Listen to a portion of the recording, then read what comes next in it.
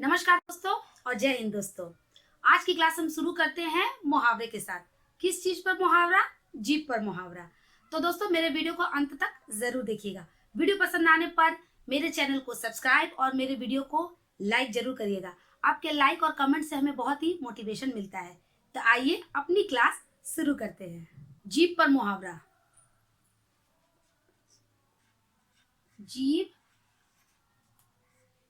चलना। जीभ चलना ऐसा मुहावरा हम लोगों ने अक्सर सुना होगा, कहते हुए कि जीभ चलना, उसकी जीभ बहुत चल रही है, मतलब वो बहुत बढ़ चढ़कर बातें कर रहा है। तो चलिए इसका अर्थ यही होता है। इसका अर्थ क्या होता है? स्वाद लेने की इच्छा होना या फिर अनावश्यक बढ़ चढ़कर बातें करना। जीभ चलना ऐसा एक मुहावरा है जिसका अर्थ होता है स्वाद लेने की इच्छा होना। हम लोग बोलते हैं ना कि जीभ चल रहा है, मतलब कुछ खाने का मन मचल रहा है या स्वाद लेने की इच्छा हो रहा है, कुछ खाने का मन कर रहा है। या फिर अनावश्यक बढ़ चढ़कर बातें करना। कभी कभी क्या होता है, किसी भी इंसान का जीभ बहुत चलता है, वो बिना मतलब जीभ चलना का वाक्य प्रयोग क्या होगा? सुरेश को जब भी कुछ खाने की इच्छा होती है तो उसकी जीभ चलने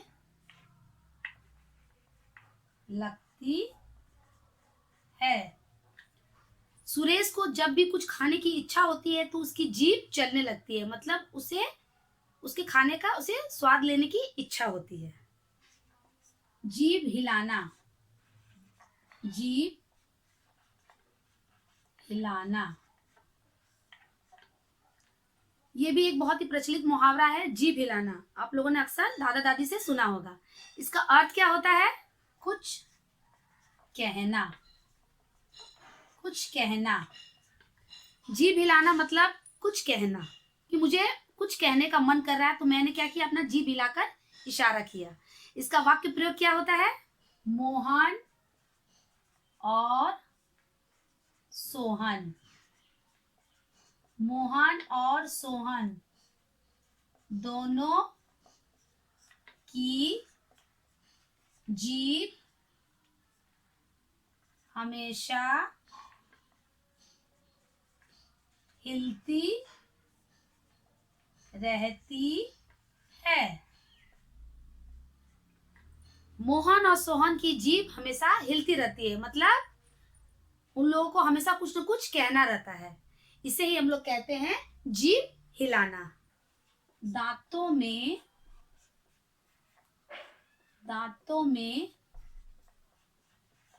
जीभ की तरह रहना। दांतों में जीभ की तरह रहना ये बहुत ही प्रचलित मुहावरा है। इसका प्रयोग आप लोगों ने किया होगा या फिर कहीं पर सुना होगा। दांतों में जीभ की तरह रहना, जैसे 32 दांत के बीच में एक जीभ बेचारा रहता है, उसी प्रकार दांतों में जीभ की तरह रहना। इसका अर्थ क्या होगा? इसका अर्थ होगा शत्रुओं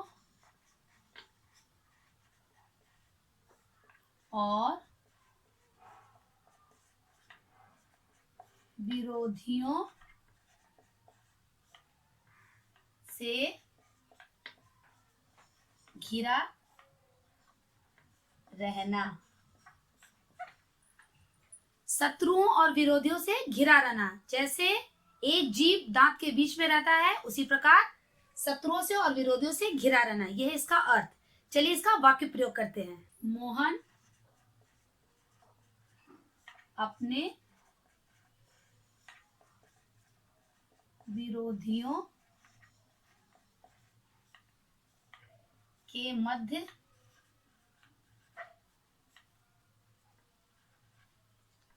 ऐसे घिरा हुआ था जैसे दांतों में जीभ रहती है। मोहन अपने विरोधियों के मध्य ऐसे घिरा हुआ था जैसे दांतों में जीभ रहती है, उसी प्रकार मोहन भी अपने विरोधियों के मध्य घिरा हुआ था। जीभ लप लपाना। जीभ लपलपाना ये भी प्रचलित मुहावरा है, आप लोगों ने सुना होगा कि उसकी जीभ लपलपा रही है। मतलब इसका अर्थ क्या होगा? इसका अर्थ होगा, आप सभी को पता होगा, मुंह में पानी आना। हमारी जीभ कब लपलपाती है?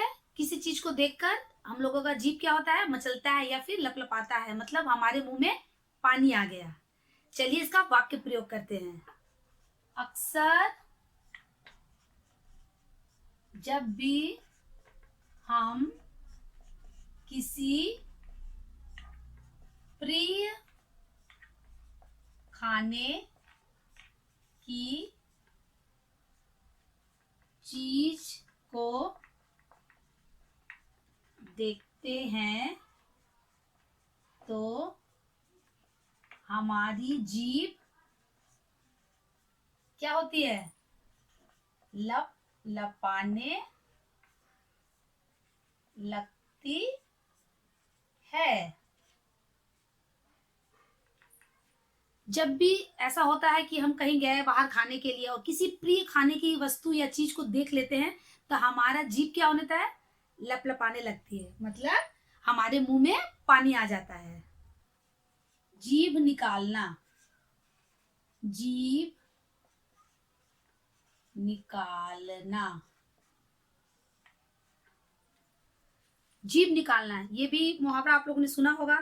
तो चलिए इसका अर्थ क्या होता है? इसका अर्थ होता है जबान खींचना। जीभ निकालना का अर्थ होता है जबान खींचना। हम लोग बोलते हैं ना कि तुम बदमाशी करोगे तो तुम्हारी जीभ निकाल लूंगी, या जीभ निकाल लेंगे हम, या आपका जबान हम खींच लेंगे, मतलब कंट्रोल करो और ज्यादा बोलना नहीं है। तो चलिए इसका वाक्य प्रयोग करते हैं। थानेदार ने उस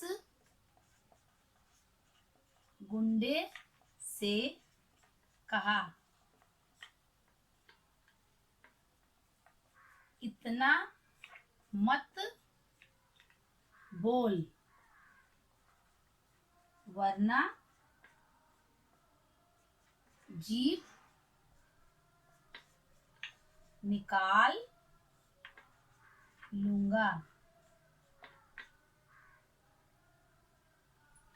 थानेदार ने उस गुंडे से क्या कहा? क्या कहा?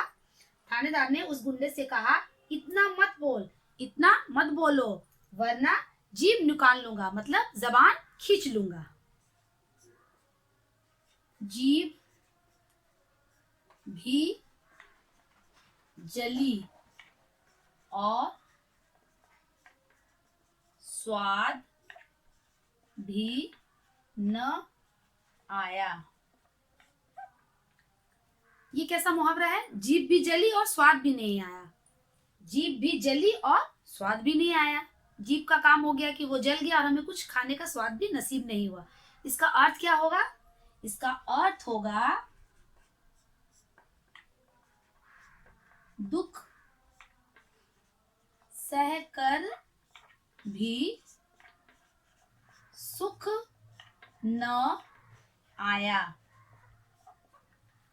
दुख सहकर भी सुख न आया, अक्सर कहा जाता है कि दुख सह लो तो सुख नसीब होगा, लेकिन जीभ भी जली और स्वाद भी नहीं आया में ऐसा नहीं होता है। इसमें दुख भी सहते हैं और सुख भी नहीं मिलता है। तो चलिए इसका वाक्य प्रयोग करते हैं।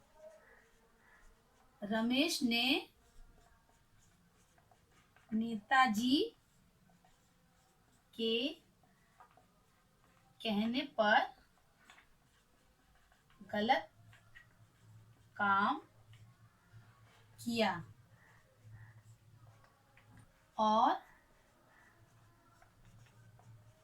काम भी नहीं हुआ। इसे कहते हैं जीभ भी जली और स्वाद भी कुछ न आया। रमेश क्या किया? रमेश ने नेताजी के कहने पर गलत काम किया। जो नेताजी होते हैं ना, लीडर जो होते हैं, उनके कहने पर गलत काम कर तो लिया और काम भी नहीं हुआ। गलत काम भी किया और कुछ काम नहीं हुआ। इसे ही कहते हैं जीभ भी जली और कुछ स्वाद भी नहीं आया। तालू में जीभ न लगना। तालू में जीभ ना लगना, ये कैसा मुहावरा है? ये भी एक प्रचलित मुहावरा है कि तालू में जीभ ना लगना। इसका अर्थ क्या होता है? चुप ना रहना।